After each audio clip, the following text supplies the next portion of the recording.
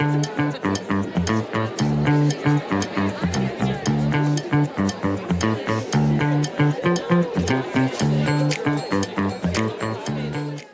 dia, sejam bem-vindos a mais um Pode Falar. Hoje a gente está com a ilustre presença do professor Rafael Henrique Rene. A gente gostaria de te agradecer. Muito obrigada por estar aqui participando do podcast. E a gente vai estar trabalhando hoje um tema muito legal que vai estar voltado um pouquinho na carreira do professor, que é defensor público aqui no estado do Rio. E vamos estar falando também sobre as obras dele, as teses, né, de mestrado e doutorado, a sua dissertação, e um pouquinho sobre a vida dele também. Vou começar aqui apresentando a formação acadêmica. Ele fez graduação em Direito na PUC, né, do Rio Grande do Sul. Tem mestrado em Direito na UERJ e teve a sua tese A Proteção do Equilíbrio Contratual no Código Civil de 2002, certo? Certo. E o doutorado em Direito Processual também na UERJ e teve um período sanduíche. E a gente vai conversar um pouquinho sobre isso também. Professor, pode me ajudar no nome da onde você fez? É o Instituto Max Planck. Isso aí, lá na Alemanha. E aí foi a parte da execução negociada, né? Possibilidades e limites das convenções processuais na execução civil. O professor também atua como experiência profissional na Defensoria Pública do Estado do Rio de Janeiro. Ele, desde 2008, hein, professor? Desde 2008. Quantas histórias a gente vai ter aí? Várias. Com ênfase em direito de família, tá? Contribuindo significativamente para o acesso à justiça e à proteção de direitos de grupos vulneráveis. E a carreira acadêmica do professor é direito processual civil e também direito civil. Ele atua aqui na Unifaá desde 2014, com a passagem também desde 2023 na UBM, e a Universidade Estácio de Sá, Centro Universitário Augusto Mota, e a Universidade Federal Fluminense, a UF, a atuação de níveis de áreas que abrange direito civil e direito processual civil. Tem jeito, gosta de ser professor, né? Isso aí sempre foi o que eu quis fazer, né, na minha vida. Então, acho que eu tô conseguindo preencher aí essa parte lá no meu campo profissional.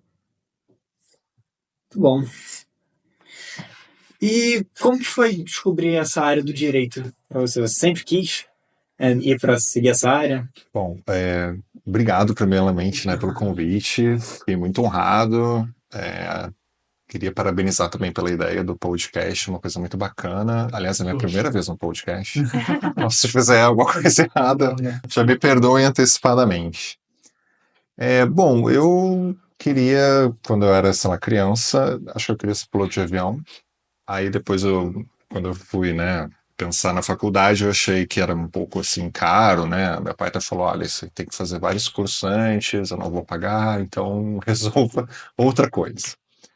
E aí eu sempre quis ser professor, né? Quando eu era criança, eu brincava lá que eu tinha meus alunos imaginários e tal, então isso sempre teve uma importância muito grande, assim, para mim, né? Minha mãe é professora também, então já veio meio que da família, né? E aí, tanto que eu fiz um período de letras, português e inglês. Não, só português. E aí, meu pai virou e falou assim: olha, você vai morrer de fome fazendo letras. Então, você tem que fazer alguma outra coisa que você, né, possa ter um futuro profissional, né? E aí, dentro de todas as perspectivas na época, eu achei que o direito era o que mais se adequava, assim, ao que eu queria fazer. Eu gostava, assim, de ler, né, história, geralmente a gente pensa, quem gosta de história gosta de direito e tal, então eu acho que acabou sendo, digamos assim, a escolha melhor. E aí, durante o curso, eu confesso que eu não, assim, eu estudei na PUC, né, do Rio Grande do Sul, e lá não tinha, assim, na época, muitas oportunidades, assim, eu acho, acadêmicas. Ou então, eu simplesmente também não me preocupei muito em ver isso. Por exemplo, não tinha monitoria, né, que era uma coisa que eu acho que é um programa muito bacana que a gente tem aqui, em outras, né, faculdades, mas lá a gente não tinha monitoria.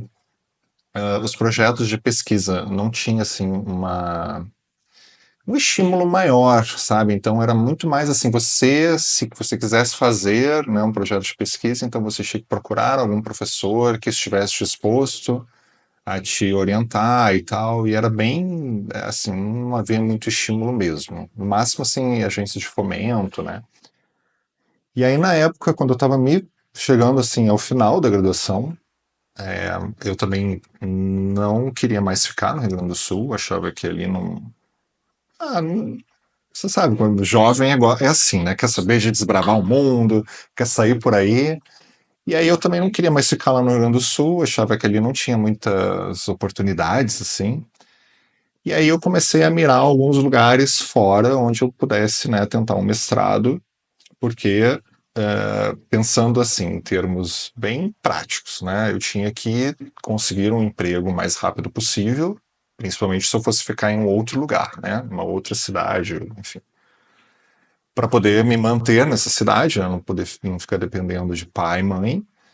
E aí eu pensei o seguinte, bom, acho que o mais rápido para eu conseguir me colocar é fazendo mestrado e conseguindo dar aula, né? Porque aí você conseguiria um emprego, poderia então me dedicar para outras coisas, porque o estudo para o concurso não é assim tão simples, né? Na faculdade eu era muito assim, estudava muito e tal, mas não tinha foco de concurso, não tinha essa preocupação assim de, vou passar num concurso logo e tal.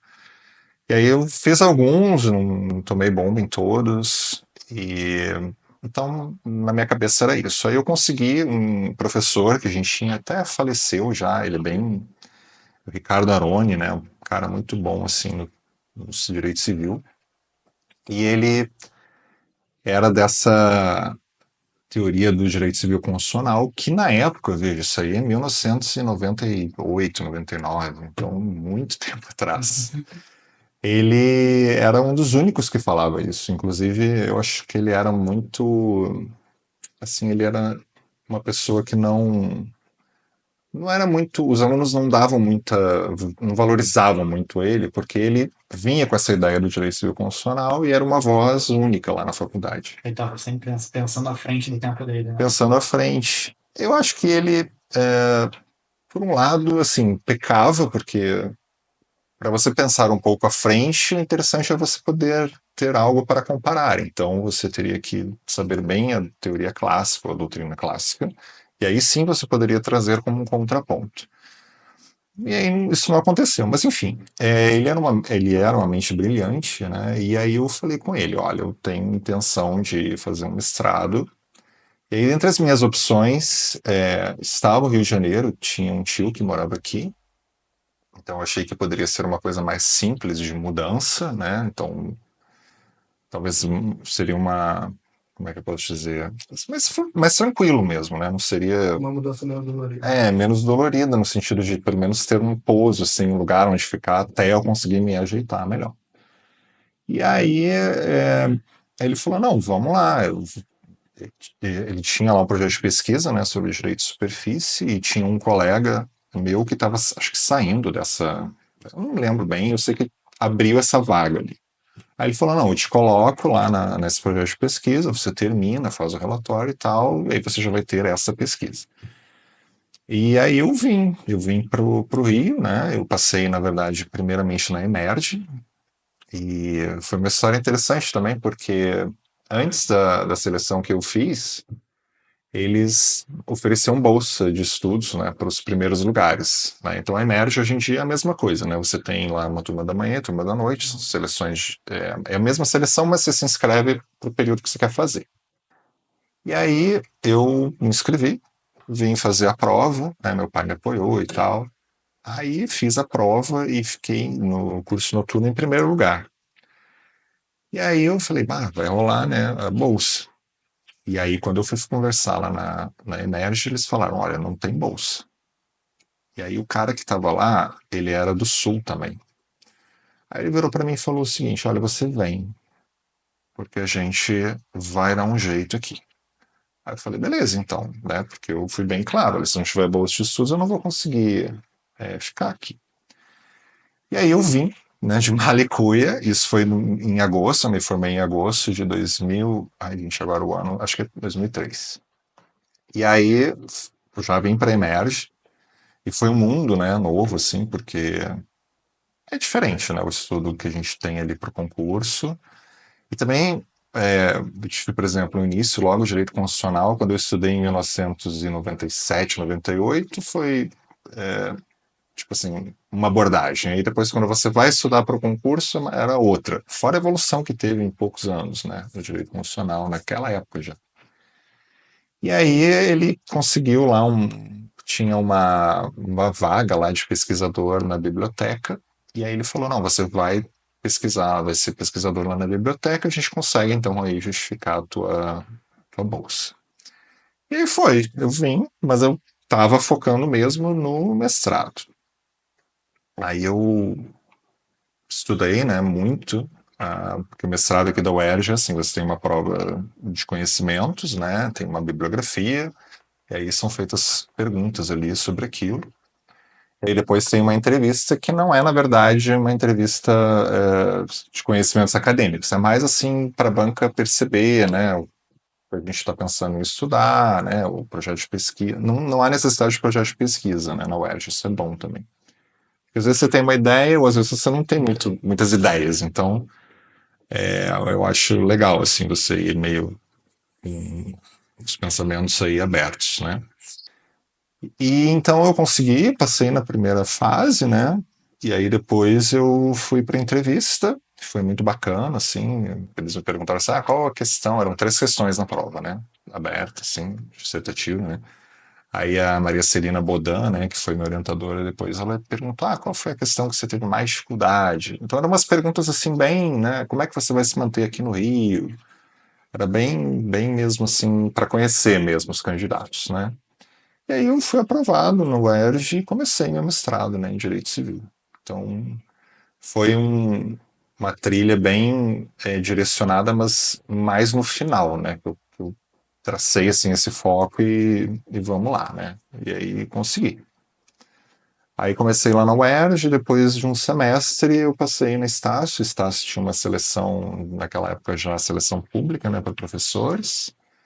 Aí eu me lembro que tinha bastante gente. Era na época ainda que a Estácio acho que estava expandindo bem, né? Então, assim, contratou muita gente naquela época.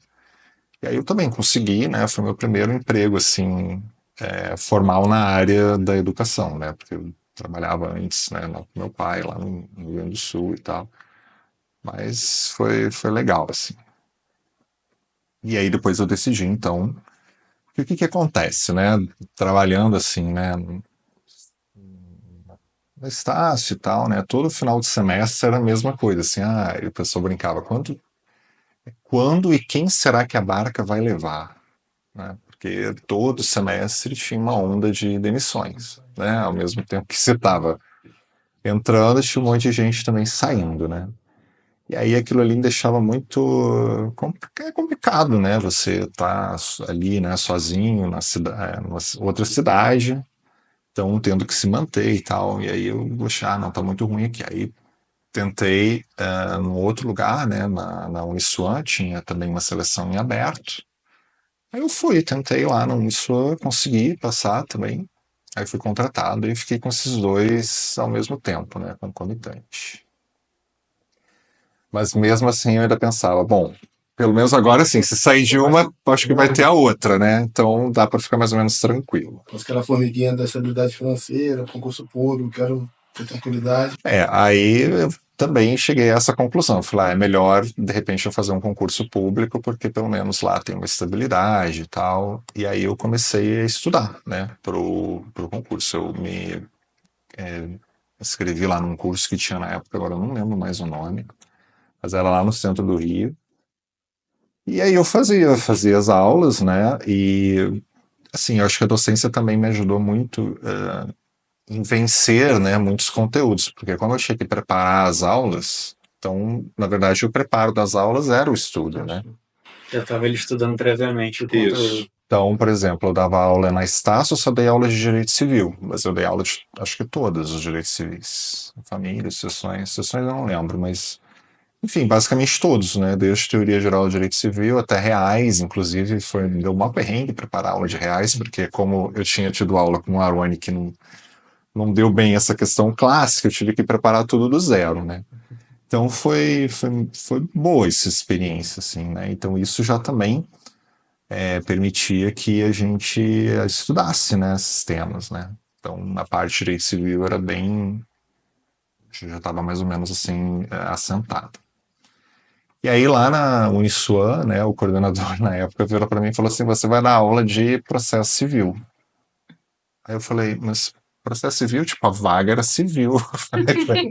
A vaga não era de processo. Ele falou, pois é, mas eu preciso de professor de processo civil e você vai dar aula de processo civil. E processo civil não era, assim, eu na faculdade eu adorava processo civil, embora eu não trabalhasse na área, eu não fizesse estágio, nada disso. Quando eu comecei em TGP, por exemplo, eu não trabalhava na área, né? Mas mesmo assim, eu, sei lá, achava facilidade, gostava, achava muito tranquilo, assim.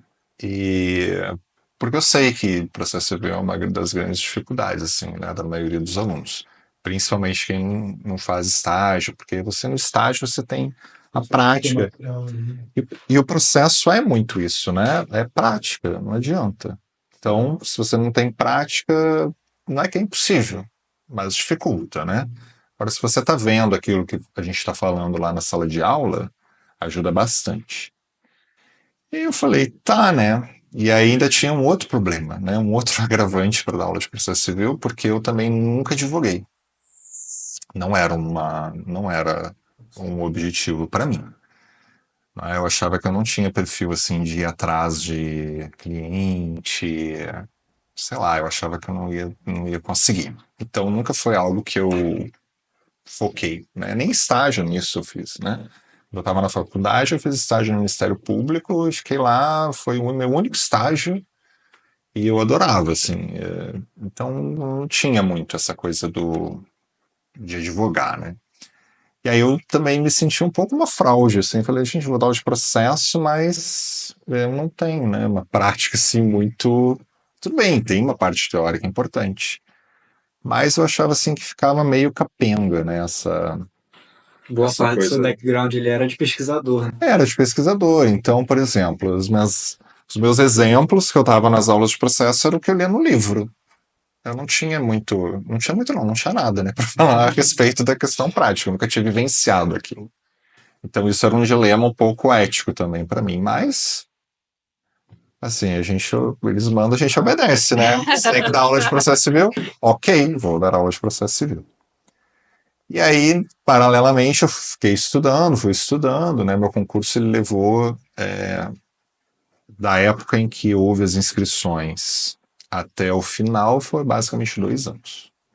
Então eu fiz as inscrições, e demorou um ano para rolar essa prova. Não sei, acho que trabalhar devia estar com problemas financeiros aí no estado, então acho que não tinha garantia de dar posse, então a defensoria também não continuou, né, com o concurso. Eu fiz outros concursos também, não fui só a defensoria, tentei praticamente todos, menos a magistratura. Eu tomei bomba também em todos. E aí, enfim, eu fiquei um ano estudando, né? E depois mais um ano que foi o próprio ano do concurso, né? E aí acabou que não rolou. Passei. E aí também depois eu vi um incremento muito grande, assim, nas aulas de processo, né? Porque depois que eu passei para a defensoria, aí sim, ali é a prática na veia. Então, as aulas melhoraram bastante. Eu me lembro até alunos que eu tive que foram meus alunos, tipo, antes, né, quando eu não estava na defensoria, e depois também, né, e eles falaram, nossa, a aula, assim, melhorou muito. A cortina se abriu, né? Porque ali na defensoria não adianta, né, tanto que o pessoal fala que a defensoria é o maior escritório de advocacia do mundo, né, porque ali é tudo, né, você vê de tudo, então tem todas as coisas mais malucas que a gente... Uma das coisas, por exemplo, Exatamente. então, é muita coisa, assim, tipo... E é o tempo inteiro. É o tempo inteiro. E questões técnicas, por exemplo, cabe reconvenção da reconvenção, né, que a gente estuda lá, os livros falam sobre isso. Eu fiz uma reconvenção da reconvenção na prática. Então, é muito bacana, assim, essa simbiose, né, que a gente tem quando você tem a prática e também, né, a teoria é muito bacana. E você sempre ficou na vara civil? Ou você chegou aí para penal? Como é que Então, foi? quando a gente entra na carreira, a gente é meio, assim, a gente tem estágio probatório, né, e o Uhum. estágio probatório exige que a gente passe aí pelos dois eixos, né, que são criminal, o eixo criminal, penal e o civil. E aí, logo no início, eu sou muito cri-cri com essas coisas, assim, muito correto, né? Eu falo, nossa, imagina você ter que ficar mais um período, né, ter o estágio probatório prorrogado, porque eu não consegui fazer, né, peças na área criminal e tal. Então, eu logo, assim, decidi ir por uma vara única, que a vara única é um lugar que você tem tudo, né? Civil, penal, fiscal, na época a gente tinha direito previdenciário, tudo. E aí, tinha aqui em Partido Alferes, né? Estava aberto, eu falei, eu vou ficar lá. Partido Alferes, perto do Rio, né? Não é um lugar longe. E 1h30. A estrada não é grande coisa, mas tudo bem, dá para encarar. E aí eu decidi ficar na vara única. E lá tem tudo, né? Tem núcleo, que é o primeiro atendimento, né, que a gente faz para entrar com as ações, e depois o acompanhamento das ações. E foi uma experiência, sim, muito bacana, assim. Eu gostei muito de Pati. E lá a gente fazia tudo, né? Só não fazia júri. Lá não tinha. Tem júri, mas assim, no período que eu fiquei, não teve nenhum júri, né? E então, assim, eu fiz, né? No início da minha carreira, eu fiz acho que uns 3 júris, um sozinho. Não, alguns sozinhos. Teve um período que eu fiquei em Petrópolis de 15 dias. Na primeira vara lá, que era do Tribunal do Júri Criminal, então eram assim, 3 júris por semana. Nossa. Aí, eles têm essas metas, né? O CNJ tem as metas lá, então eu acho que tem metas e meses temáticos também. Tipo, tem o mês do júri, o mês do não sei o quê. Então, eu fui lá para esse mês do júri, então você tinha 3 júris na semana, né? Aí eu fiz alguns júris, mas eram júris muito assim, alguns muito antigos e tal, então não eram assim de grande repercussão. E teve um que eu fiz em Itatiaia também, eu perdi. E teve alguns que eu fiz em Miguel Pereira, mas aí eu fiz com uma outra colega, a Alessandra, uma excelente colega, e ela que fez, né, basicamente o júri. Eu tava meio na assistência ali, mas esse a gente ganhou, inclusive. Ela ganhou. Mas não é uma coisa que eu gosto muito, não. Eu acho o júri uma coisa muito. Não sei, a impressão que me dá é que é como se o futuro da pessoa estivesse um pouco ali nas suas mãos. E aí, como eu me cobro muito, né? Eu sou uma pessoa muito, como eu disse, muito cri-cri nas coisas, eu fico, nossa, imagina, se a pessoa realmente não fez nada, e aí, sei lá, às vezes você não tem uma conexão ali com os jurados, né? Pode acontecer tanta coisa. Ou às vezes você não tá nos seus melhores dias também, né? Tem isso. E aí eu não curto muito o júri. Tem todas as variantes. Professor, hoje o senhor mora onde? Volta Redonda, no Rio? Então, hoje, aí ainda na evolução, né? Depois que eu fiquei esse período aí rodando, né? Eu rodei em vários lugares. Aí, quanto mais próximo da gente titularizar, mais perto de casa a gente estava. Então, eu já estava em Bangu, né? Quando eu titularizei aqui para a Vara de Família, Infância e Juventude de Barra do Piraí. E eu fui expulso, digamos assim, de Bangu no meio de um tiroteio. Nossa. Teve isso aí, tá até foi notícia. Eles tentaram resgatar, né, um traficante lá que teria ido fazer audiência lá, né, audiência criminal. E quase que eu fico por ali E você no mesmo. meio ali da situação toda. Foi uma coisa assim horrível. Imagina ele fazendo reportagem, provavelmente, que ele deve ter feito. Não, eu não fiz reportagem, mas eu vi a reportagem. Mataram, né? Mataram uma criança na fuga, né? Não conseguiram resgatar o preso, mas na saída eles ficaram, né, trocando tiro, não sei, e aí mataram uma criança lá em Bangu. Foi horrível, assim. E aí quando teve essa história, eu falei, realmente tá na hora de ir pro interior mesmo, porque tá muito violento aqui, né? Aí eu vim para essa vara de família, aí fiquei aqui acho que uns 4 anos em Barra do Piraí, por aí. E depois ali tinha infância e juventude junto, né? Que é uma parte muito. É um pouco pesado, assim, né? A parte. Né? Eu acho a vara da infância bem. Assim, eu ficava mal muitas vezes, né? Por ver, assim. A degradação, às vezes, né? Daquele núcleo familiar e as crianças ali, ou adolescentes que poderiam estar tendo talvez um caminho melhor, meio que, tipo assim, entregando os pontos, né? Ah, não tem muita solução mesmo. Uma vez um adolescente falou isso, não tem muita solução, vou entrar pro crime e tal. Eu falei, pô, mas você tem a vida toda pela frente. Ele, não, mas não tem muita perspectiva, não, muito triste. Então isso me deixava muito angustiado também. Aí depois eu me removi aqui para a vara de família de Volta Redonda, terceira vara de família. E lá fiquei, né, por longos 7 anos, mas fui muito feliz ali. Tô falando assim nesse tema porque talvez quando o podcast for ao ar, todo mundo já saiba, né, que eu também me removi, né, agora. Vou começar em dezembro para Macaé. E bizarramente, mais uma vara de família, né? O negócio me persegue. Não adianta. Barraco acho que é comigo, né? Porque, pelo amor de Deus, mais uma vara de família aí, mas tá bom. Eu gosto da vara de família, assim, tem muito movimento, né? Tem muita coisa, né? Muitas intimações e tal, mas com uma complexidade não tão grande assim, né? Então, claro, tem um caso ou outro mais complicado, né? Mas são casos realmente que se destacam assim no conjunto, né? De todas as ações, porque é muita ação de alimentos, muita ação de execução, né? Uma ou outra o divórcio, né? Muito divórcio, então um ou outro divórcio que é complicado, uma outra ação de guarda que tem muita briga, né? Ou uma outra ação ali de visita, regulamentação de convivência, né? Agora a gente fala que tem assim algum problema.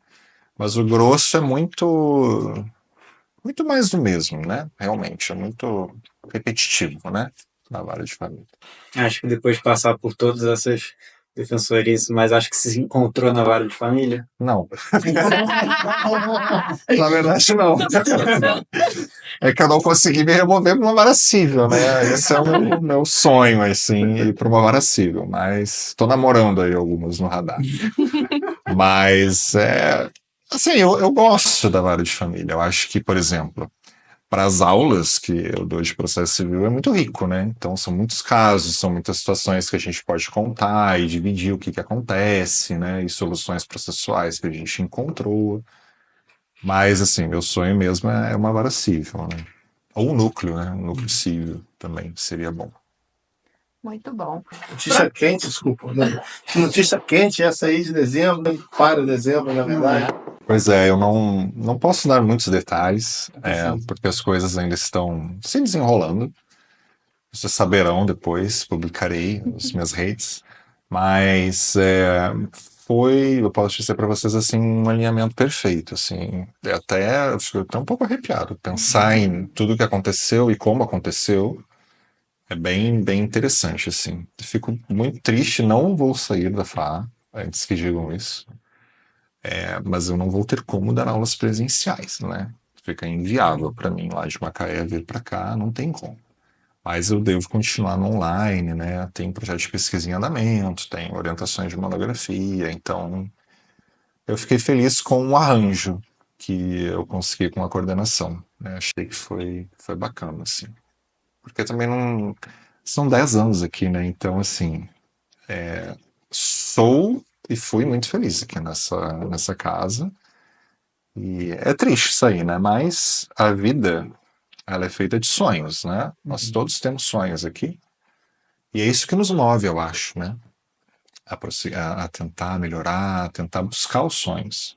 E quando eles acontecem, eu acho que é uma grande dádiva, né? Uma alegria muito grande quando a gente consegue. É um encaixe. E aí tem coisas que gritam, né? Tipo, não, você tem que ir. Eu falei, ok, vamos lá. Novos desafios. É um novo ciclo, né? Novo ciclo, literalmente. Assim, desejo toda a sorte do mundo. O Obrigado. coração tá apertado aqui Eu também, o meu também. pelo abandono, né? Pelo déficit que vamos ficar. Porque assim, o professor é incrível, uma pessoa maravilhosa, com muita experiência, que consegue transmitir isso na sala de aula, consegue dar uma aula boa, onde você consegue compreender as coisas e assimilar, né? Porque é o que você falou. Eu acho que o mais difícil é a pessoa que não faz estágio é conseguir assimilar o que está falando. E trazendo essas vivências, fica um pouco mais fácil para a pessoa se situar ali. Então, assim, parabéns. Né, Obrigado. pela sua metodologia, parabéns pela sua nova conquista e a gente deseja toda a sorte do mundo. E ainda bem que não tem pra fazer. É verdade. Pois é. Não, Sim. não, mesmo que eu tivesse que vir para a conversa. Aliás, como eu vim hoje, né? Só parar a conversa. Professor, assim, você pode compartilhar algum caso inédito, alguma coisa sem comprometer, né, o sigilo e tudo mais das partes? Você pode contar alguma história pra gente? Tem tantas histórias, né? Vamos fazer o seguinte, só para interromper. Quando o senhor vai pensando na história, Bianca, vamos falar dos trabalhos acadêmicos do professor, e vamos falar do livro, que a gente já vai pensando, vai respirando. Professor, só para corrigir caso eu esteja errado, esse primeiro livro aqui, o novo, A Tutela do Equilíbrio Direito... O novo direito contratual. Novo direito contratual. Lá na minha frente. Novo direito contratual, a tutela do equilíbrio contratual no Código Civil. Esse foi o tema do mestrado do senhor? Foi minha dissertação de mestrado.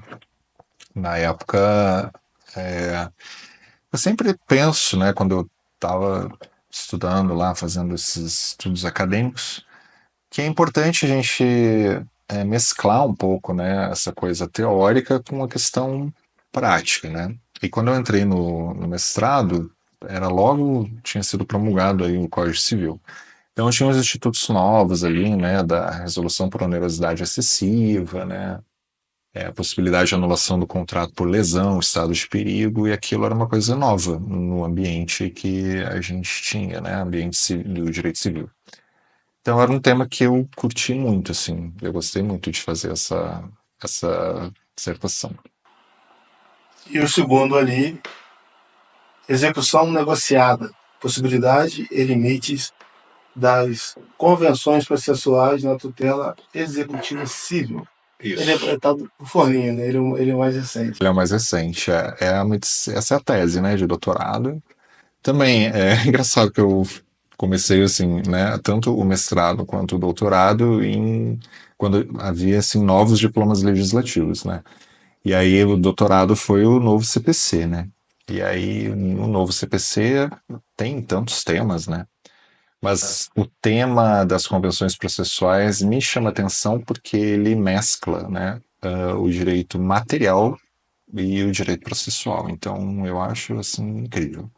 E eu sempre quis fazer algo, assim, a parte do processo civil que eu mais gosto é a execução, né? Eu adoro. A maioria das pessoas não gosta. Acho que é porque se frustram, né? Já que a execução muitas vezes não dá certo. Mas aí não é um problema próprio, talvez, da execução, mas da pessoa não ter bens, enfim, né? Então, como eu adoro a execução, eu acho que esse tema seria um tema interessante. Então, tá aí, saiu esse pequeno grande livro.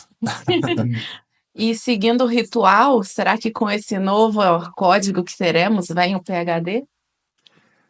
Vamos ver, né? Eu queria fazer um pós-doc, mas... Calma. Foram 10 anos, né? Do mestrado para o doutorado, eu passei 10 anos. Eu tinha passado recém na defensoria, então... Tentei até antes, não consegui. Tomei bomba em algumas seleções de doutorado. Mas aí, depois Não, vamos lá. Ainda bem que o pós-doc é mais tranquilo um pouco, eu acho, né? 1 ano só e tal. Então, eu queria fazer fora. São temas muito técnicos, né? Então... Esses temas são técnicos, então não é uma leitura assim tão simples, né? A pesquisa foi puxada também? Foi, né? Essas pesquisas são bem cansativas. Não tem jeito, elas são árduas. Também estava à frente do seu tempo, estava lá na frente. O quê? Nos temas? Eu acho que sim, né? Acho que se casaram aí a oportunidade de um novo o diploma legislativo e os temas, né? Assim, o professor lá atrás plantou a sementinha e não sou bem. Foi depois aprofundando, né? Mas eu tive um caso lá, né, em Barra do Piraí, isso, né? Era um caso que me marcou mais pelo desfecho, que era um desses casos muito tristes, né, de crianças que foram abrigadas, né? Então, quando as crianças estão submetidas aí à violação aos seus direitos, né, a violação aí ao poder familiar, de tal modo, né, que sair daquele núcleo familiar é melhor para elas do que ficar neste núcleo familiar, elas são abrigadas, né? Então, elas ficam sob a tutela do Estado e aí tem lá, né, enfim, um processo de abrigamento. E são feitas aí, né, análises periódicas para verificar como é que essas crianças elas vão ficar, se elas vão retornar, né, para aquele núcleo familiar, e aí não necessariamente aqueles que violaram os direitos delas, mas uma família estendida, né, tios, enfim. Ou se elas vão ser submetidas aí a uma ação de destituição, né, do poder familiar para poderem ser inseridas na adoção, né, no programa de adoção. E esse caso era um caso bastante assim, eram crianças pequenas e tal, que tinham sido. Havia essa suspeita, né, de uma violação sexual, né, são os piores casos esses.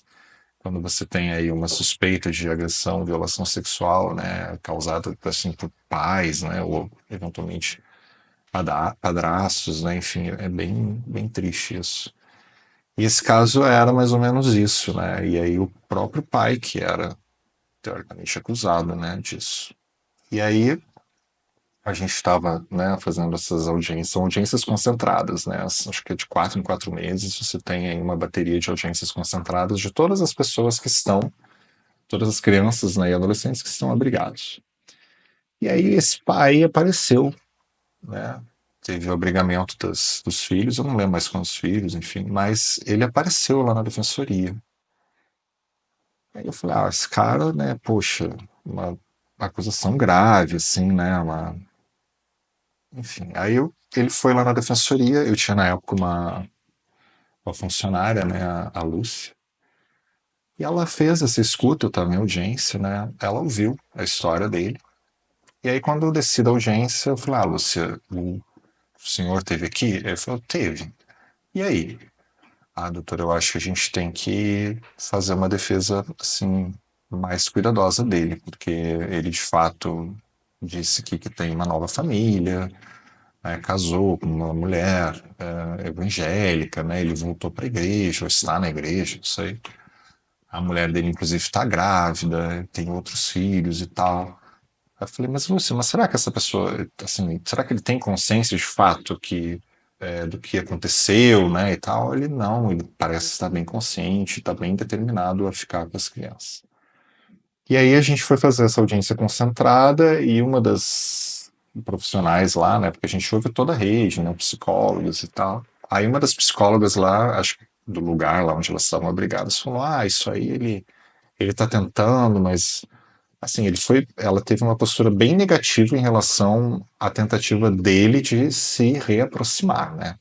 Aí fiquei até um pouco assim revoltado. Falei, gente, mas se a gente não pode dar uma segunda chance, né, para as pessoas, então o que a gente está fazendo aqui, né? Então dá logo a adoção, essas crianças resolve, né? Embora o trâmite não seja esse, né? A tentativa primeira é tentar reinseri-las nesta família, né, extensa de alguma forma.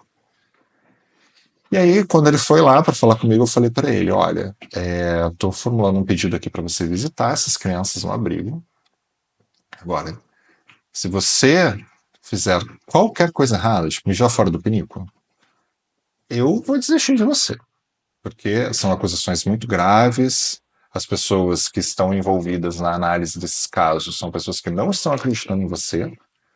Então, ou você cumpre efetivamente o que está sendo determinado em termos de visitação, quando as pessoas chamarem para fazer os estudos técnicos, você compareça, eles provavelmente vão na sua casa, você atenda, etc. Aí, não, tudo bem, eu estou consciente, a minha esposa me apoia e tal. E aí, depois de 4 meses, né, na próxima audiência de reavaliação, a postura, né, daquela equipe técnica mudou.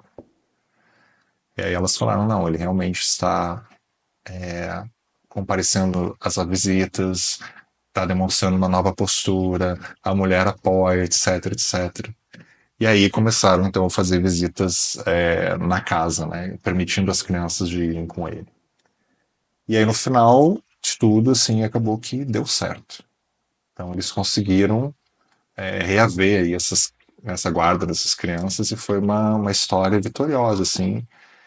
E todo mundo... Eu era uma pessoa que também não estava apostando muito nele, né? Eu falei, esse cara não vai seguir, né? Até pode falar aqui que tem essa intenção, mas depois, né, no dia a dia, vai dar para trás, não vai conseguir manter isso. Se fura, ele vai deixar.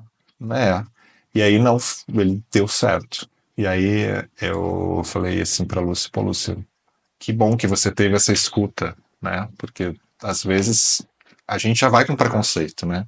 Talvez se eu fosse escutá-lo, já ia ficar meio assim, eu acho que ele não vai cumprir com isso, né? Mas essa história foi uma história triste no início, né? Mas que teve um final feliz.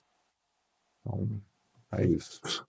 Professor, a relevância social da defensoria é inegável na justiça de maneira geral. Agora, principalmente, que teve até as eleições, né, na defensoria, como que o senhor avalia o papel dela hoje? Pois é, sexta-feira agora passada, dia 8, né? De novembro, a gente teve a eleição para defensor geral, né? Foi uma eleição histórica, né? Porque eram 2 projetos, digamos assim, se contrapondo e a oposição, né, ganhou assim com uma ampla maioria de votos, né? 60% dos votos. Assim, eu vejo que depois da pandemia, né, a nossa atuação acho que mudou bastante, assim. Então, onde você antes só tinha um canal presencial, né, para atendimento, basicamente, hoje em dia o nosso atendimento se dá de várias formas, né? Então, você tem um aplicativo, você tem um e-mail, então você não precisa necessariamente ir à defensoria, né? Então, ao mesmo tempo em que você expandiu, né, esse acesso, você também sobrecarregou, né? E eu acho que a verdade é isso, assim. Hoje em dia a gente tem claro, com a pandemia houve um aumento, né, da pobreza, da hipossuficiência, as pessoas ficaram mais pobres, né, e acabaram então procurando mais e demandando mais os serviços da defensoria. Então, eu acho que o desafio que a gente tem hoje é fazer com que a gente continue prestando um serviço de excelência e dando vazão, né, a esse aumento aí exponencial, né, dos atendimentos, assim.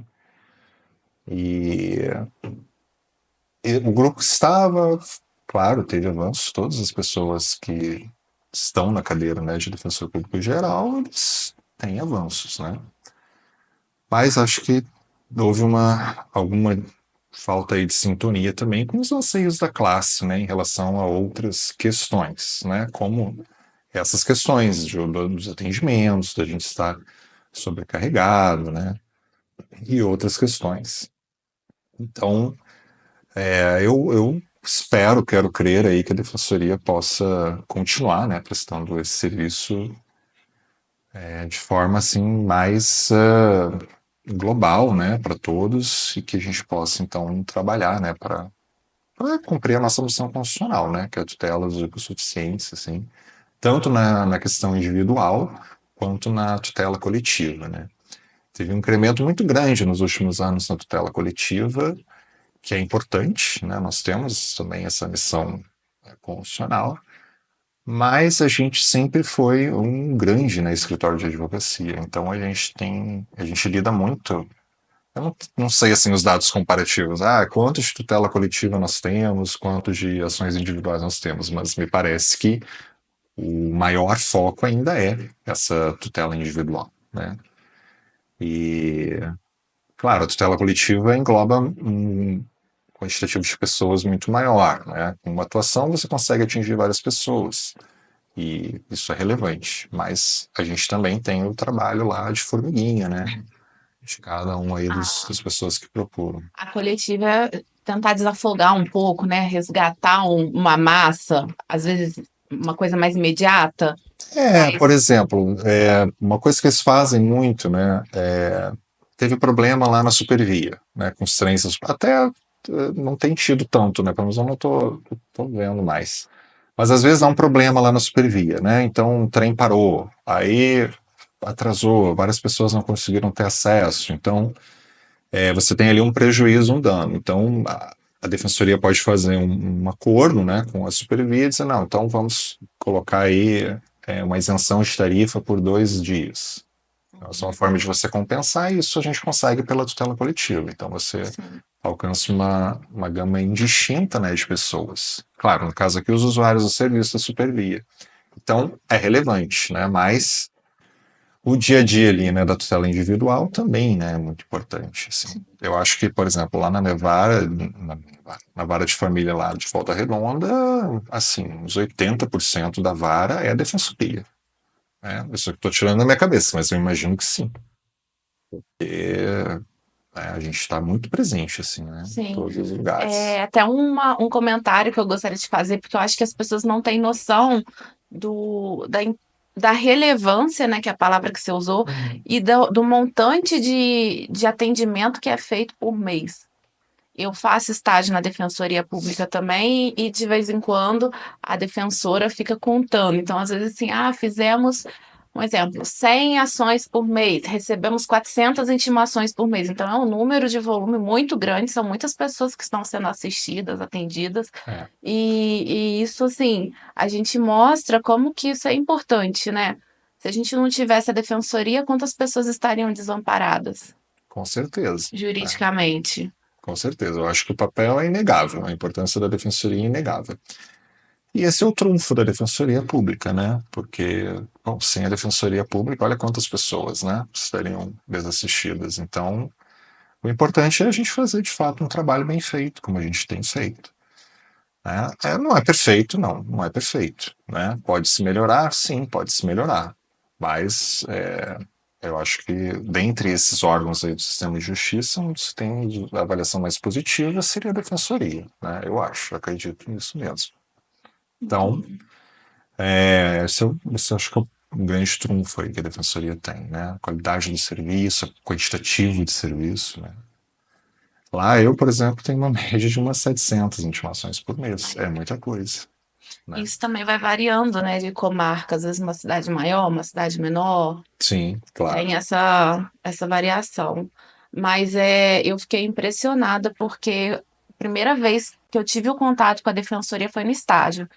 E ali a gente faz o atendimento, faz a peça, bota para correção e a pessoa sai com o número do processo no mesmo dia. Então, assim, a organização, a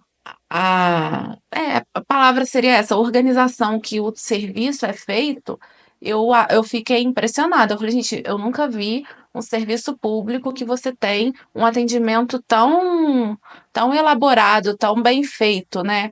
Da pessoa ser ouvida, você faz, você dá o retorno para ela e ela sai, às vezes, ali com o processo no dia. Claro que tem casos mais complexos, que você vai ter que remarcar, a pessoa vai precisar de um documento, mas, assim, os casos mais simples, que você consegue fazer isso, eu fiquei, assim, impressionada.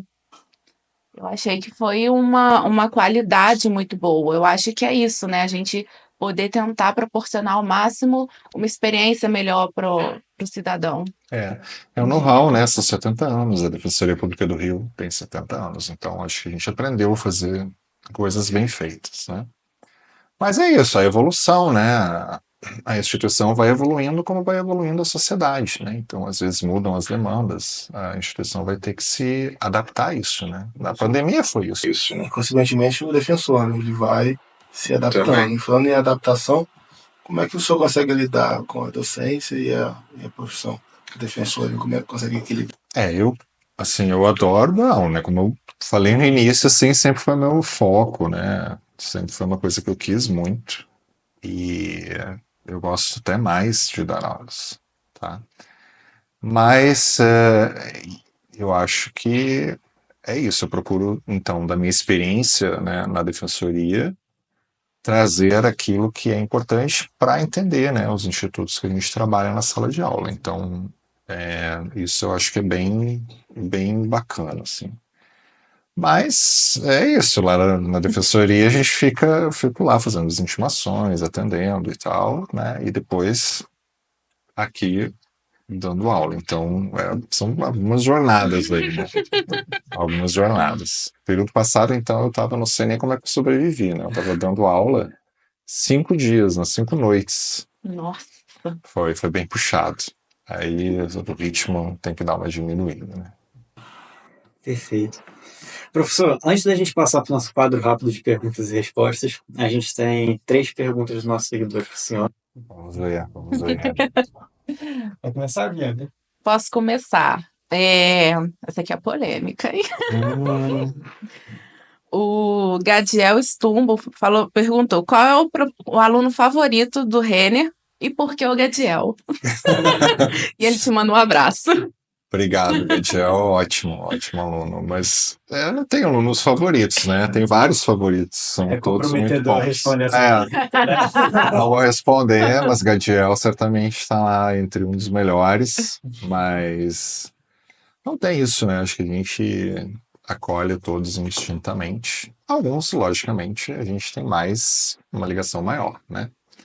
Outros menos, mas também não é nada pessoal, né? Hã? Isso é parte do processo. É isso. A gente nem Jesus, né, gente? Agradou todo mundo, que bem ou menos ainda, né? Então, a gente sabe disso, né? Não tô querendo falar. Mas, sei lá, ser uma unanimidade, até nem é bom, né? A unanimidade dizem que é meio burra, né? Então é bom ser polêmico, digamos assim. Professor, a Maria Gabriela perguntou como que foram os estudos para passar na defensoria. Então, foram árduos, né? Os estudos são sempre bem complicados, mas, assim, eu tive essa ajuda, entre aspas, de estar dando aula, então eu tive, né, que preparar as aulas, então eu já estava estudando. E aí eu usava muito do meu horário livre, né, para poder dividir ali os temas, as matérias, né?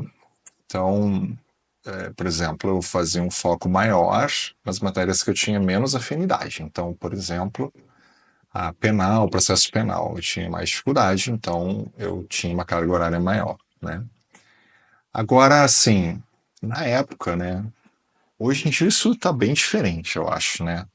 Você tem muito mais facilidade, tem muito material online, então Cursos, né? Mais muitos acessíveis. cursos. Eu posso comprar um curso online e fazer, então eu posso fazer isso a qualquer horário também, né? Na minha época eu fiz um curso presencial, então era aquele tempo dedicado ali para o curso, né?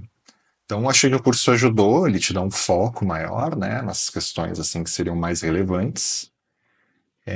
Só que assim, eu fazia, né, fazia uns resumos e tal, lia um livro, fazia resumo, né, acompanhava a jurisprudência, né, os informativos e tal, e fazia revisões, né. As revisões eu acho que é importante, né, mas é um equilíbrio complicado, né.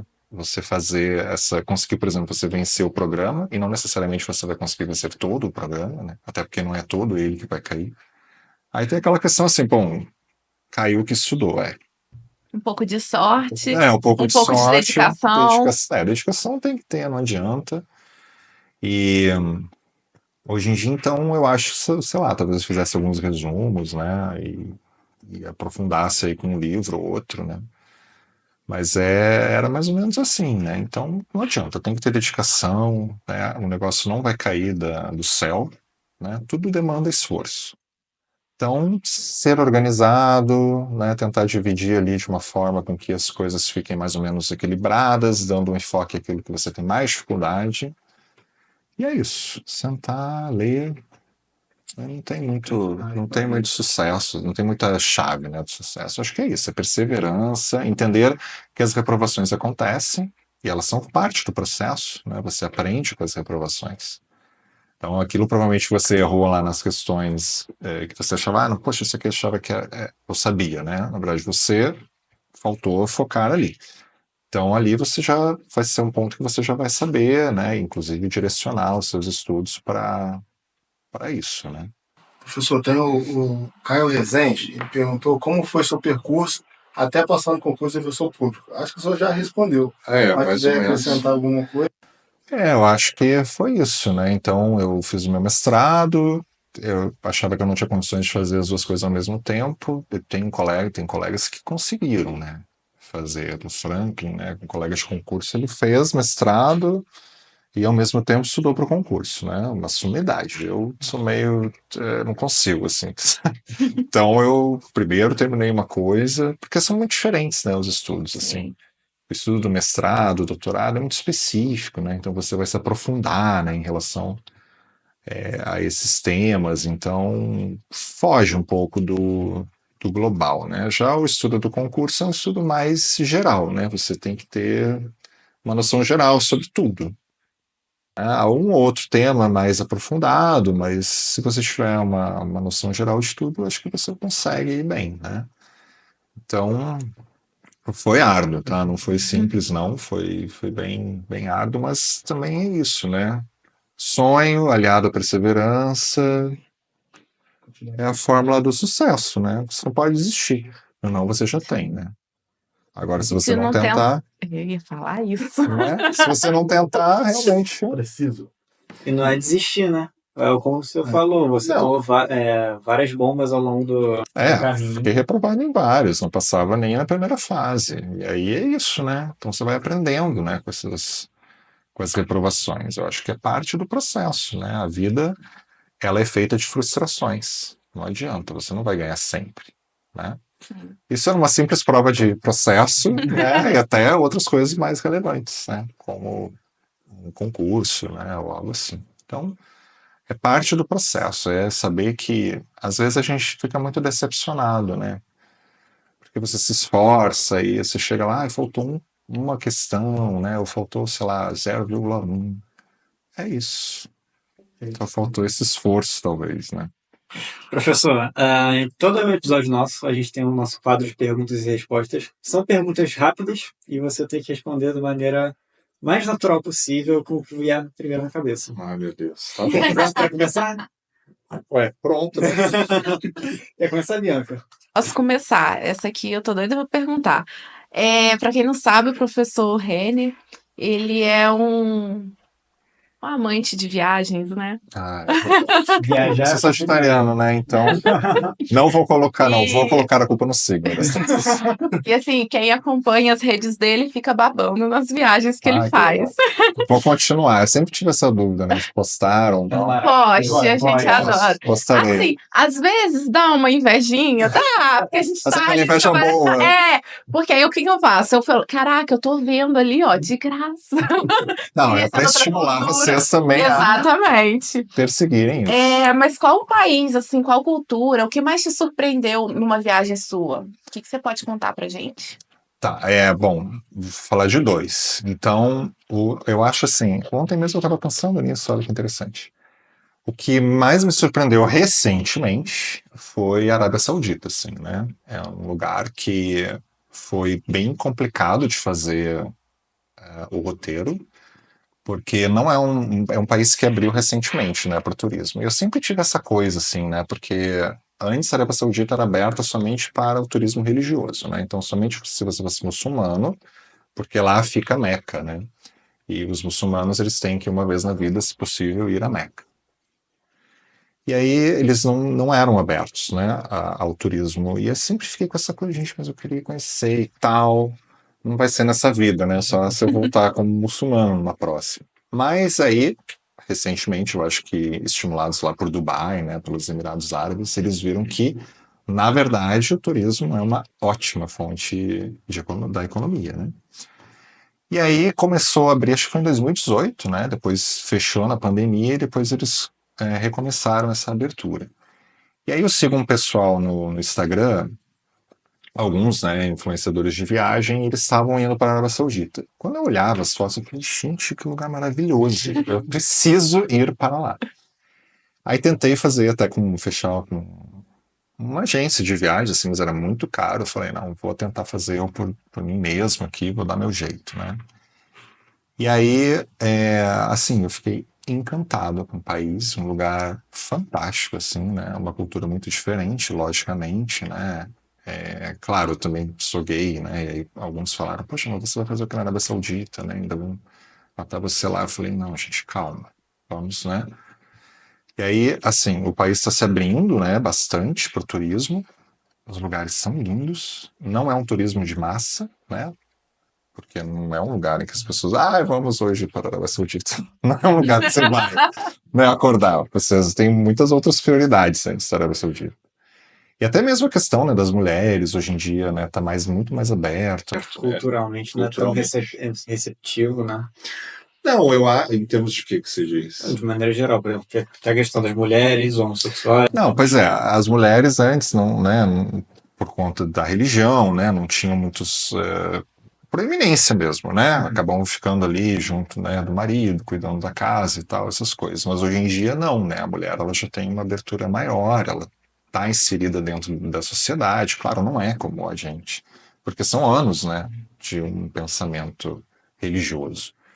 E aí agora a gente chegou uma vez, pegamos um Uber que era uma mulher que estava dirigindo. Então elas já estão sendo inseridas, né, no mercado de trabalho e tal. Claro, não é como nós temos aqui, mas existe um avanço, eu acho. E os lugares são fantásticos, assim, né? O pessoal muito receptivo também para os turistas, né? Porque não é uma coisa que assim, o turismo religioso, não religioso, né, de pessoas que querem conhecer o país, eles estão acontecendo agora. Então, as pessoas não tinham tanto esse contato, né, com É outras novidade para pessoas. todo mundo, né? É uma novidade, é. Então, eu fiquei assim encantado, uma super infraestrutura, né, também eles têm lá o petróleo, né, então é um país muito rico. E os caras estão fazendo muita coisa, né, muita coisa. Então, acho que daqui a uns anos aí, né, vai bombar. O único ponto negativo era a proibição de álcool, né? Você não pode beber álcool. Não tem, né? Não para vender. Então, quem gosta talvez vá se frustrar. E o outro é o Japão, né? O Japão é maravilhoso, assim. Depois que você vai para o Japão, o seu padrão, assim, de lugares fica bem alto, né? Porque é incrível, assim, né? Eles são muito organizados. A cultura deles é uma cultura também de apoio ao próximo, de solidariedade. Então, olha, eu só tenho coisas maravilhosas para falar no Japão. É um lugar assim que se vocês têm assim uma meta, eu quero viajar para um lugar. Que lugar eu iria? Eu falaria para vocês, vão para o Japão, porque o Japão tem toda a questão cultural e high-tech, né? Então é uma cultura milenar com uma super indústria, né? Super moderna, de aquelas, né, coisas de LED, um monte de aquelas luzes todas. E o povo, né? Eles não falam inglês, né? Então, hoje em dia tem o Google Tradutor, você resolve, né? Bota lá, aí eles botam lá para eles lerem e isso resolve. Mas mesmo não falando inglês, eles vão fazer de tudo que eles puderem fazer para te ajudar. Faz com a mímica, eles vão dar um jeito, né? Fora que o iene está bem desvalorizado, né? Então não é um lugar caro. É caro para chegar, né? Porque é longe, não tem voo direto, então você vai ter que fazer uma conexão em algum lugar. Isso aí é meio perrengue mesmo. Mas depois você chega lá, você esquece absolutamente tudo, porque vale cada minuto. É muito bacana. Professor, sempre tem uma pergunta que eu gosto de fazer em cada episódio, que é saber se o senhor tem alguma inspiração, uma pessoa que você se inspirou para chegar onde você chegou.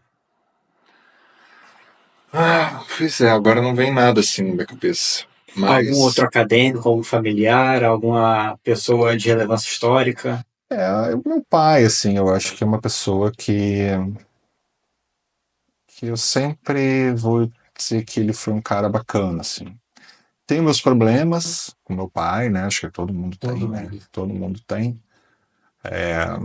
Mas ele sempre me apoiou nas minhas empreitadas, né? Quando eu decidi vir para o Rio de Janeiro, ele falou, não vai, eu vou te ajudar. Minha mãe não queria, por exemplo, por ela não teria vindo. Mas ele sempre esteve ali. E uma coisa que eu acho incrível nele, né, é a resiliência, assim. Ele é muito, muito resiliente, né? Agora com essas enchentes que a gente teve lá no sul, a fábrica dele, né, ficou embaixo d'água por 2 meses.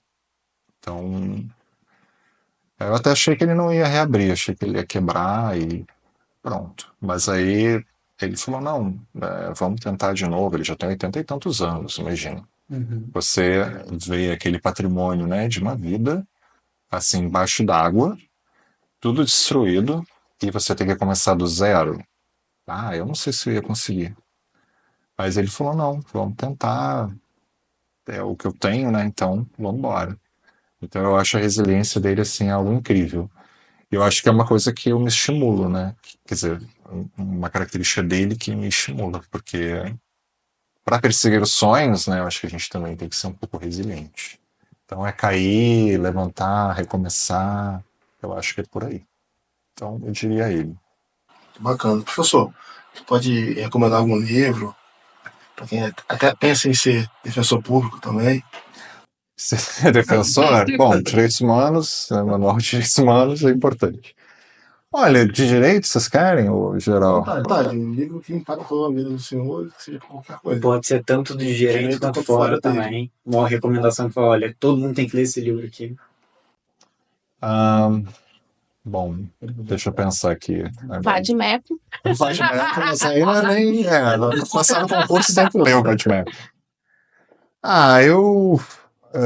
Bom, vou falar um livro que me marcou, que é do Pietro Perlingeri, né, sobre perfis do direito civil, que eu estudei para fazer a prova do mestrado na UERJ. E ali ele desenvolve, né, toda a teoria do direito civil constitucional. Então, quem se interessa por esse tema, é um tema bastante bacana.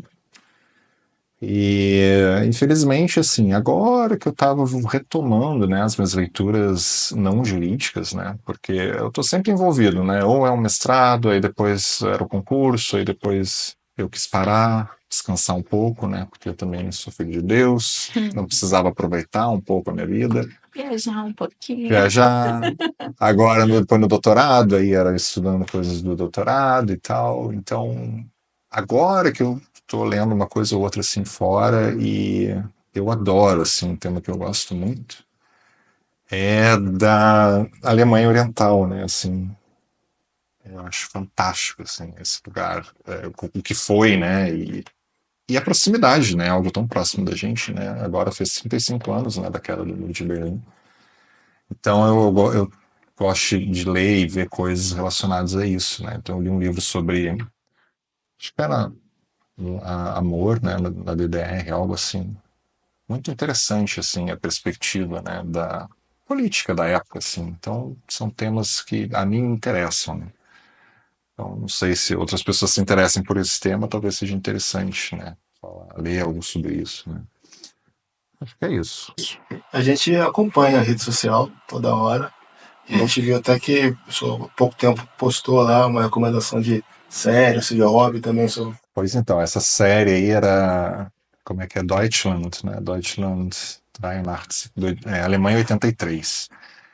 Pois eu descobri sem querer num post de uma outra pessoa que eu sigo no Instagram, acho que é Novidades do Direito Alemão. Ela postou, aí eu falei, cara, eu vou ver aqui, né? Eu tenho um programa lá que eu assisto as séries, e aí eu fiquei, assim, apaixonado por essa série. Bom, eu sou dos anos 80, né? Então, eles pegaram uma trilha sonora muito maneira, né? Só músicas dos anos 80 e tal, que, assim, eu acho muito legal.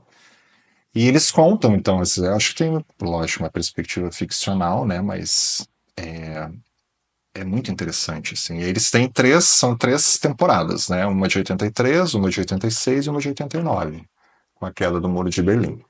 Então, assim, muito, muito bacana. Eu gostei demais. E em Berlim também tem, né, um museu da DDR, que é um dos melhores museus que eu já fui, assim, até hoje, que é interativo mesmo. Então, eles reconstruem como era, né? Então, tem lá o Trabant, que era o veículo lá da época, e tinha um apartamento. Você entra lá no apartamento, vê como é que era, com um papel de parede. Muito maneiro, assim. Eu gosto muito desse tema. E me chama muita atenção. Eu ia perguntar um hobby, né? Mas Já acho tá. que a gente já teve a questão dos spoilers aí ao longo da conversa. Mas tem algum outro hobby? Então, viajar é o pior, o principal, né? Pior. É o melhor. O melhor e o principal. Eu realmente, assim, eu gosto, né, de ver séries, né, filmes, essas coisas. Agora, depois da pandemia, eu fiquei bem preguiçoso, assim, né? Tipo, eu não vou mais ao cinema, eu prefiro ficar em casa, né? Estar no meu sofá lá, é mais confortável. E acho que é basicamente isso. Infelizmente eu tenho zero veia artística, nenhuma, nem assim, gosto, aprecio artes naturalmente, mas não é uma coisa assim que eu sei desenhar nada, zero. Gosto de teatro também, né? Mas faz muito tempo que eu não vou. Vamos ver agora, né, com essa mudança, que no final das contas eu vou acabar morando no Rio, né? Então acho que Parte cultural, né? vai melhorar bastante, né? Cozinhar alguma coisa? Sabe que isso talvez fosse um hobby interessante. Tem uma coisa assim, né? Eu sou um pouco preguiçoso, então a cozinha, eu fico pensando assim, né? Poxa, cozinhar é maneiro, né? É um ato de amor, você dedica horas ali, né? Para fazer uma comida gostosa, né? Para quem você gosta, enfim, para quem você chama para comer com você. Mas eu não tenho, então eu sou meio preguiçoso.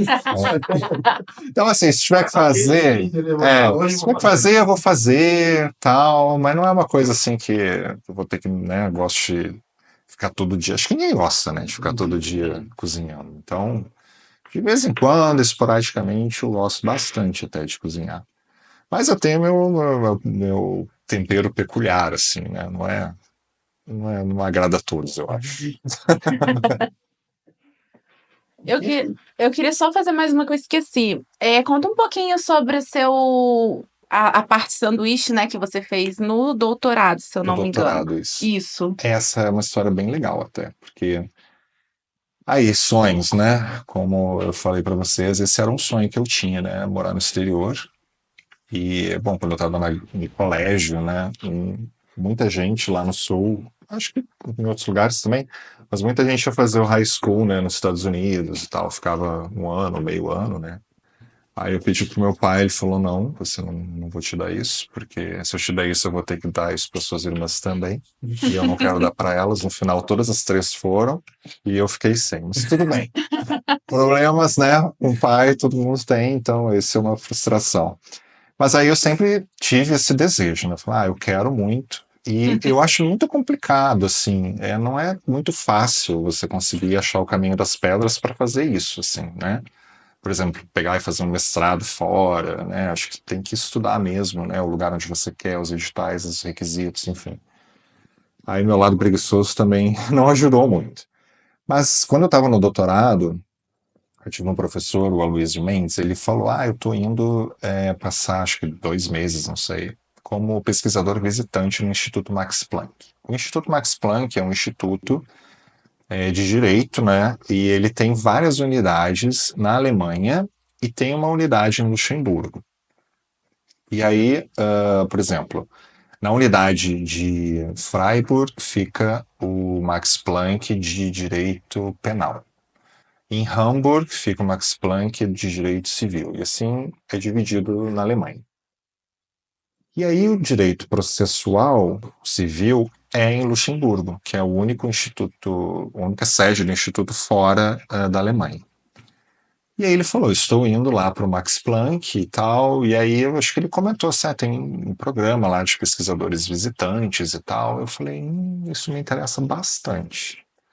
Aí eu fui, entrei no site do Instituto Max Planck, e aí eu vi que você podia aplicar para pesquisador vinculado ao instituto, mas vinculado, mas autônomo, no sentido de que você desenvolve a sua pesquisa e você pode usar toda a biblioteca deles, né? Aí eu falei, pô, é isso aqui que eu quero. Não recebe nada, não recebi bolsa nenhuma, mas também não pagava nada, né? Então tinha acesso livre ali durante o período da pesquisa.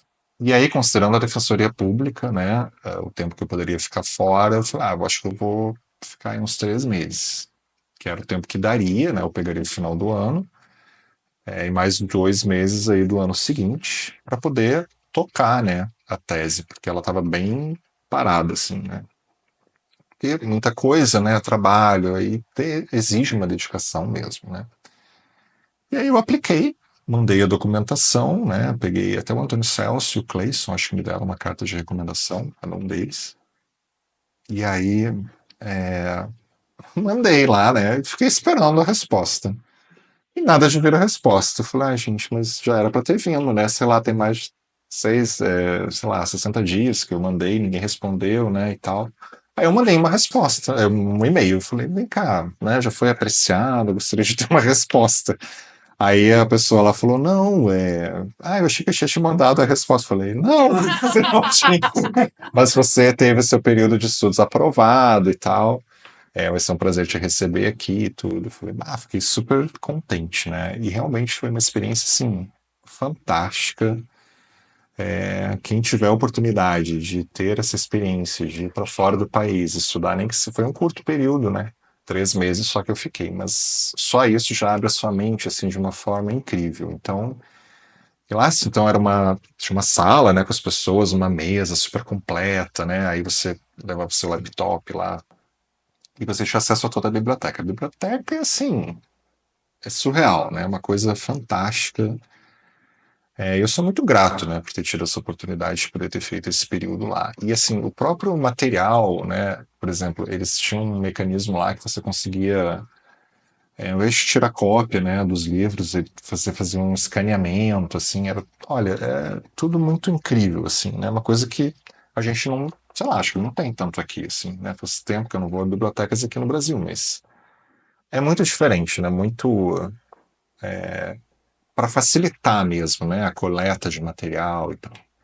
Fora as pessoas, né, que a gente conhece e que foram também, assim, incríveis.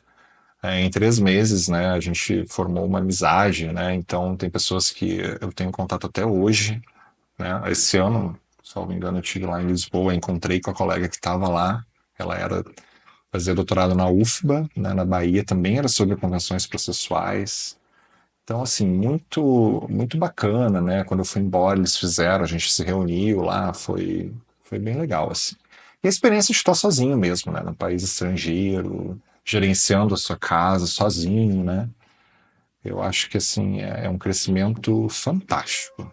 Se possível, faça, porque vale muito a pena. Muito bom. Obrigado, pessoal. Muito legal. Falando isso aí. Bom, eu que agradeço, Estamos gente. saindo Foi um daqui papo muito incrível. inspirados, né? Adorei. Uma última mensagem para os alunos, além de todas que você deu, principalmente a última, alguma. Não, acho que é isso, né? Acreditar nos sonhos, né? E perseverar, porque os sonhos podem se tornar realidade. E aí é incrível, né? É muito bacana quando eles se tornam realidade. Professor, só tenho a agradecer a presença do senhor aqui. Eu agradeço o convite, muito feliz de ter podido contribuir um pouquinho aí da minha experiência.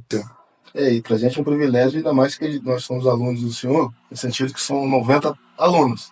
Então, pra gente estar aqui numa mesa, distribuindo papos, pensamentos, de quebra essa barreira do senhor. Tá lá, eu sou aluno do fundo de sala. Isso aí. Os dois. Eu vejo o senhor lá na frente. Então, muitas vezes a gente não tem a oportunidade de estar. Tem um corredor e tudo, uma hora ou outra, mas não tem esse tempo disponível para ficar conversando, ainda mais por ser extremamente atarefado. Todo mundo, né? Mas é ótimo, adorei também. Muito obrigado. Bom, aí, e se a gente quiser adquirir o livro aí, os livros, na verdade. Na Amazon. Esse aqui eu já não sei. Acho que deve ter na Amazon também. Tem que procurar mesmo. Ou talvez aquela estante virtual, ele já é mais antigo, né? 2006. Mas as ideias não são antigas, não. Estão Bem atualizadas. revolucionários, né? Poderia se dizer que para a época sim. Hoje já é algo Sim. mais tranquilo, assim. Mas as ideias estão aí legais. Sim. Uma das ideias do podcast é justamente trazer aos olhos dos pesquisadores temas que são são relevantes para suas pesquisas. E a gente tem duas boas pesquisas aqui à mesa. Então, provavelmente, as pessoas que se interessarem por esse assunto e quiserem, obviamente, se aprofundar, as oportunidades estão aí. Por favor, isso aí. Professor, muito obrigada pela sua participação. Obrigada por compartilhar conosco a sua história de vida, sua jornada, seus hobbies, um pouco das suas experiências. Foi muito inspirador, acredito que não só para nós, mas para outras pessoas também. A gente tem tem feito alguns podcasts, né? E aí é engraçado que um sempre tá ligando o outro de trás, e tá ligando o outro de trás. O nosso último foi com o professor Márcio, né? É uma E ele, inspiração. e ele vem falando também sobre essa questão dos sonhos, de acreditar, de perseverar. Então, acho que tem sido acho que vocês estão conversando entre si. Mas tá muito bom, assim, muito obrigada. Independente da distância, a gente está sempre aberto, sempre Eu disponível. também, estou sempre à disposição. Esperamos recebê-lo aqui outra vez para poder compartilhar mais histórias, mais coisas. Claro, só chamar que vem. A gente, obviamente, deseja todo sucesso. Qualquer decisão, qualquer mudança de rota ou não, sucesso, que tudo corra bem, tá? Obrigado. Que vão ser outras experiências aí e outros profissionais e, consequentemente, vai ganhar. Quem sabe que daqui a 10 anos, Não volte, né? entendeu? Quem sabe? Tenham mais histórias para contar em outro episódio, né? Com certeza.